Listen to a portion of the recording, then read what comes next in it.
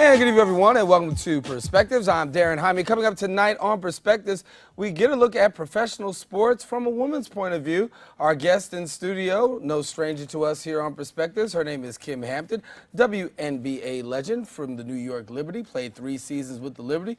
Played overseas in Spain and Italy, and also worked in, what else did I miss? France and Japan. France, we got to represent all of them.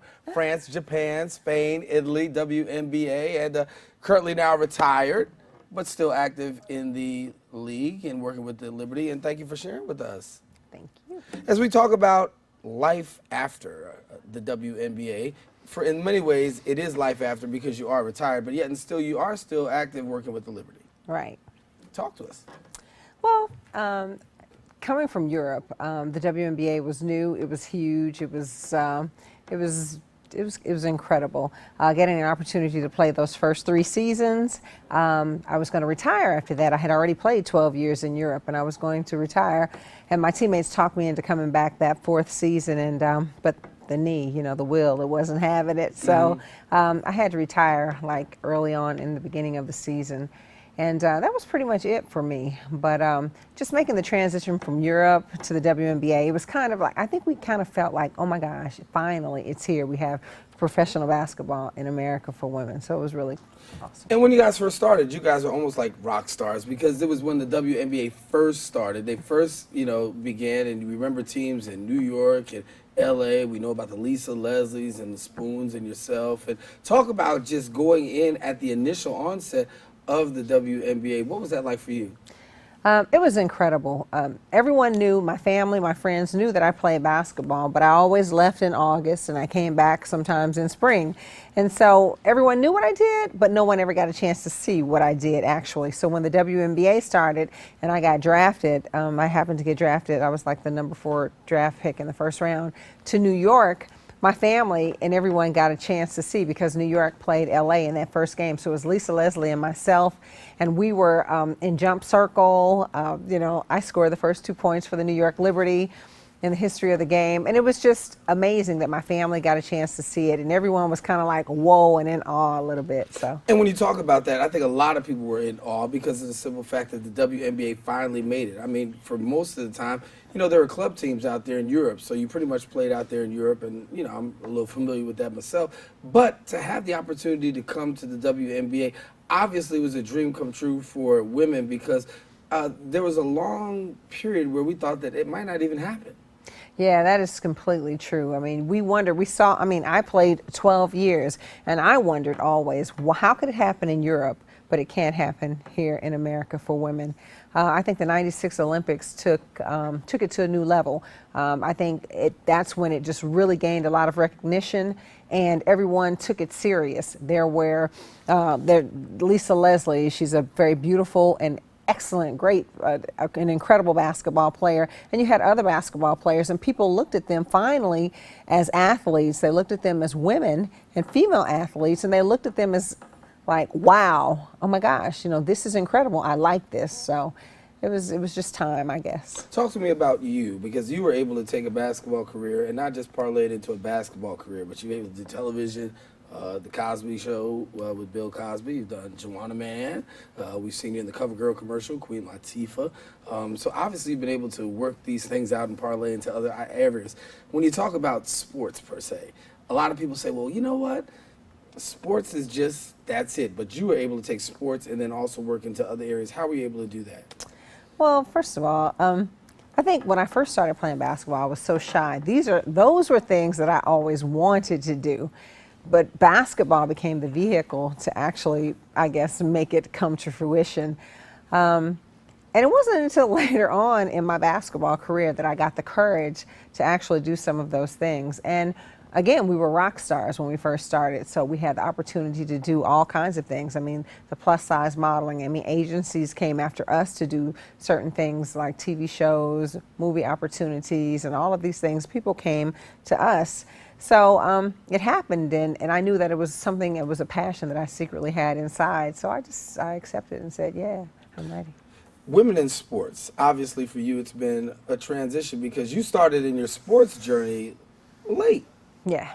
High school, Yeah, for freshman in high school. Okay, and that's kind of late because That's very mostly, late, you yeah. know, especially in basketball, by then pretty much everybody's got some sort of experience under their belt. What made you start to do basketball at the age of 14 freshman? Yeah, I was getting ready to turn 14. Actually, the first day I stepped into high school, you know, it's football season when you go to when the school year starts in high school. It's football season. But about maybe a month and a half later, basketball tryouts happened. And every single day, the high school basketball coach would find me in the hallway somewhere and ask me if I would try out for the basketball team. And here I am, a 6-foot freshman, you know, just really shy. My self-esteem is all crazy. And he asked me every day, and I told him every day no. But about 4 days before the actual tryouts, I told him yes. And I just say it had to be, you know, God's intervention, because I know that day completely changed my life. How do you feel that changed? It changed because prior to that, I mean, I was just existing. I was just going to school. I didn't have any plans. I didn't think of anything that I wanted to do. Didn't know what I wanted to be, any of that. And I knew I was extremely shy. I knew I loved to sing and things like that. You know, but I just didn't know. And so through the basketball, I all of a sudden became this superhero, because by the time I was a sophomore, a junior, a senior, you know, I'm scoring big numbers. I'm being recruited by all of the top colleges in the nation. And all of a sudden, you know, I have this respect, you know, walking down the hallway. So it just kind of gave me wings to fly, I guess. Now you're from Kentucky, Louisville. Yeah. And No, excuse me. Louisville. Louisville. There's so many ways that you can pronounce it. Louisville. Yeah, you have to practice that. But I have to practice that? Yeah. Louisville, okay. Louisville. All right. Kentucky, we're going to leave it right there. But then from there, you go ahead and you go to Arizona. Now, you were recruited Arizona State. Now, you were recruited by several. I was recruited by Tennessee, Louisiana Tech at the time, all of the top colleges. But here I am thinking women's basketball wasn't big at that time. So I didn't see it on television. You know, it's not like every kid that plays high school ball now, they know, okay, I want to go to UConn, I want to go to Tennessee, or whatever the schools do. I mean, all of the top colleges that there are.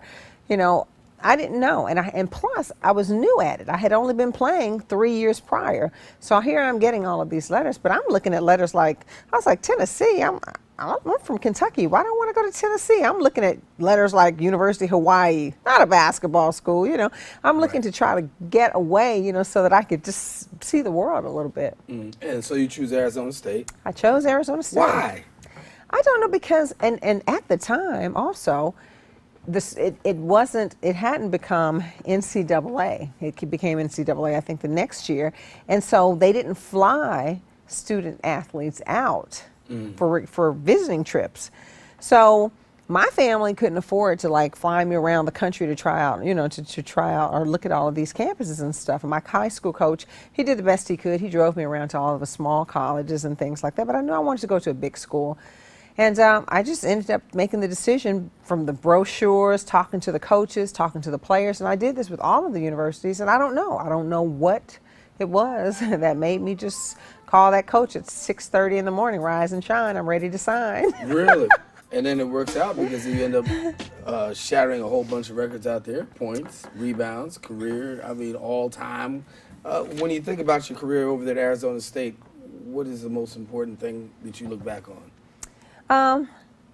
I think it makes me proud to know that prior to me getting there, and a couple of other of my teammates, and my coach, and I have to say my coach as well, prior to us arriving, the school was not known as a basketball school. And now you look at the basketball program now, and the basketball program is really thriving. And just to say that I was a part of the start of it becoming a basketball school, I think that makes me feel the most proud. Plus the fact that, male or female, I'm still the all-time leading scorer and rebounder in the history. Thank you. All right. No, but That's a wonderful accomplishment. Now, how many people can say that? Not many. So, I mean, you have to give yourself a pat on the back there, Miss Kym Hampton. Gotta take a break, but you're gonna come back and we're gonna talk more with Kym Hampton. Not just talk about college, but now we're gonna shift to the WNBA. What is she doing now? And actually how you can be a part of what she's doing. Find out what we're talking about when we return right here on Perspectives. Stay with us, we're coming right back.